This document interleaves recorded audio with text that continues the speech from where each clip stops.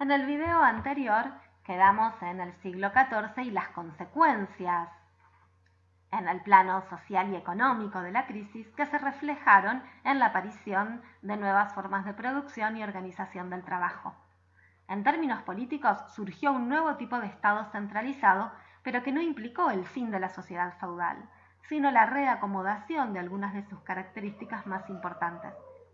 Si bien surgieron estados centralizados o también llamadas monarquías absolutas a partir del siglo XIV y principalmente desde el siglo XV, la nobleza como clase social siguió siendo una clase privilegiada, aunque el nuevo Estado comenzó a apoyarse en otras clases que se fueron abriendo a su lugar, por ejemplo, las clases mercantiles. Los dispositivos que caracterizaron al Estado centralizado o a las monarquías absolutas fueron la consolidación de una soberanía territorial unificada, a diferencia de la soberanía parcelada o fragmentada, en la que estaba distribuido el poder político en la Edad Media, el desarrollo de un gobierno y administración también centralizados, conformados por funcionarios con especialidad jurídica, la imposición de un sistema tributario extendido a todo el territorio, el control social de los súbditos de manera centralizada y también un sistema judicial centralizado también. Esto es muy importante porque recuerden que en la sociedad feudal el poder estaba distribuido en los señores feudales que ejercían el dominio de justicia, de poder económico dentro de su señorío feudal. Ahora empezamos a ver un Estado centralizado que centraliza el poder en la figura de los reyes, de los monarcas o de los príncipes. Pero volvamos para atrás en el tiempo metafóricamente. Decíamos que entre los siglos XII y XIII surgió la ciudad medieval como un centro de comercialización y centro de producción de manufacturas. Pero la ciudad fue también un lugar relevante para la producción y transmisión de saberes. El intercambio comercial de Occidente y Oriente, pero también las cruzadas, es decir, guerras religiosas que se desarrollaron entre los siglos XI y XIII, contribuyeron a renovar la cultura occidental. El intercambio entre Occidente y Oriente produjo una circulación de ideas, conocimientos, saberes, libros nuevos que contribuyeron a renovar la cultura occidental. Desde las invasiones de los pueblos germánicos, la cultura grecolatina había quedado exclusivamente resguardada en los monasterios. Pero, a partir de ahora, se producirá un gran avance cultural que, si bien tendió a renovar la cultura, se desarrolló en el marco de los límites de la Iglesia. Recuerden que habíamos conversado acerca de la división entre el Imperio Romano de Oriente y el Imperio Romano de Occidente. Muy bien, a partir del siglo XI y XII, estos intercambios culturales, pero también económicos, comenzaron a desarrollarse en estos lugares. Por ejemplo, en Bizancio provenían productos también de Damasco, la actual Siria, o de Bagdad, desde Irak. Y estos intercambios culturales tuvieron una gran incidencia en el desarrollo de la cultura italiana, pero también en España, en Francia y en otros lugares de Europa Occidental. Por ejemplo, se transmitieron de Oriente obras filosóficas, obras sobre la medicina, pero también manuales orientados al comercio, que se vieron reflejados en palabras como banco, cifra, cero, álgebra, que Europa Occidental no conocía y al mismo tiempo, por ejemplo, suministraron un vocabulario comercial como aduana, bazar, impuesto, cheque. Es muy importante que tengan en cuenta que en la cultura occidental no se usaba el cero. Tal como dice Ginestedt, en las ciudades empiezan las innovaciones escolares. El estímulo a la enseñanza tuvo su momento decisivo entre los siglos XI y XII. Además de constituirse como centros de producción manufacturero, las ciudades resultaron lugares de producción y transmisión de saberes, que podemos distinguirlos por un lado entre prácticos y marginales y por otro en eruditos y hegemónicos. Los saberes prácticos o artes mecánicas, como los llamó Aristóteles, responden a los saberes de los artesanos y los constructores. Están relacionados con el trabajo manual. Para los hijos de los comerciantes encontramos las escuelas de ábaco o escuelas municipales en las que se enseñan determinados saberes orientados al oficio del comercio. Y los saberes eruditos, considerados saberes hegemónicos, que se validaban en la autoridad de los libros antiguos, es decir, en la cultura grecolatina y el latín, pero también en textos cristianos.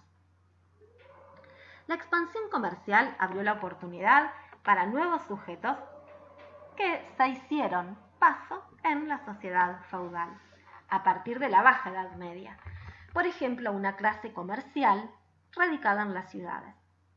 En el texto de Le Goff, Mercaderes y Banqueros, descubrimos qué tipo de saberes están orientados a los hijos de estos nuevos grupos sociales. Así es posible vislumbrar claramente la relación entre la expansión comercial y las demandas de nuevas necesidades educativas para los hijos de los comerciantes. Los mercaderes y banqueros desempeñaron un papel fundamental en el desarrollo de una cultura laica. Para sus negocios se precisan conocimientos técnicos. Por su mentalidad se dirige a lo útil, lo concreto y lo racional. La influencia de la clase mercantil se dejó sentir en 4 campos: la escritura, el cálculo, la geografía y las lenguas vivas.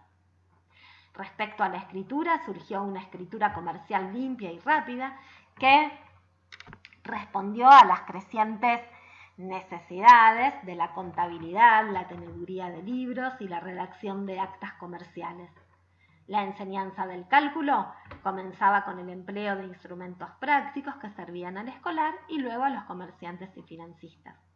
A partir del siglo XIII se multiplicaron los manuales de aritmética y, como decíamos, la novedad más importante fue el empleo de cifras árabes y del cero para las operaciones mercantiles, y también empezaron a usar las fracciones. Se desarrollan las matemáticas entonces sobre la base de los aportes del mundo árabe que tomaron, por otra parte, de los hindúes. Las lenguas vulgares, es decir, las lenguas de los pueblos, resultaron indispensables para el mercader porque con esas lenguas se podían entender en las ferias y en los mercados con comerciantes que provenían de otros países y que hablaban francés, alemán o italiano. Los hijos de los comerciantes también adquirían conocimientos de historia y de geografía. Hubo un gran desarrollo de la geografía, estimulado por los relatos de viajeros, y en la cartografía. Uno de los libros más importantes fue el de Marco Polo en esta época.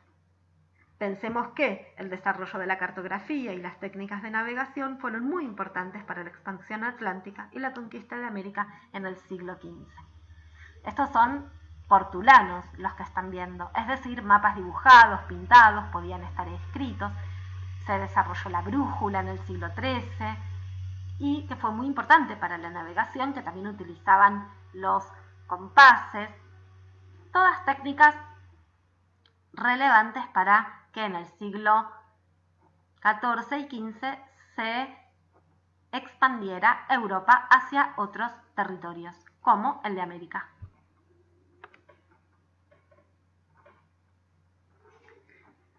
Los saberes prácticos también eran aquellos que se brindaban en los talleres artesanales, donde, como dice Ginestedt, los saberes se transmitían a través de la enseñanza del patrono al obrero, del maestro al discípulo, de acuerdo con procedimientos empíricos y orales y en la práctica concreta, en el estar haciendo.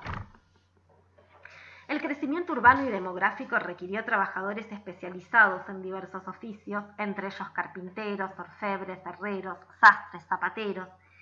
Y, aunque fueron importantes para el impulso de las ciudades, como dice Le Goff, el trabajo de los pintores, los arquitectos y los escultores, al considerarse trabajos manuales, eran por lo tanto trabajos despreciados. Los gremios medievales fueron corporaciones porque su organización estaba basada en documentos legales, escritos, y estaban destinadas a otorgar protección contra la autodestrucción económica, ya que tenían la función de regular y controlar los precios, impidiendo la competencia entre los grupos que se dedicaban a un mismo oficio. Controlaban el volumen de la producción y la calidad de los productos, es decir, ejercían un fuerte control sobre la producción, pero también sobre los hombres y las mujeres que vivían en ellos. Las familias más acomodadas encomendaban a los 7 años a sus hijos a aprender según un oficio. Recuerden que a los 7 años los niños, futuros caballeros feudales, también se iban de sus familias a vivir a la casa de otros nobles.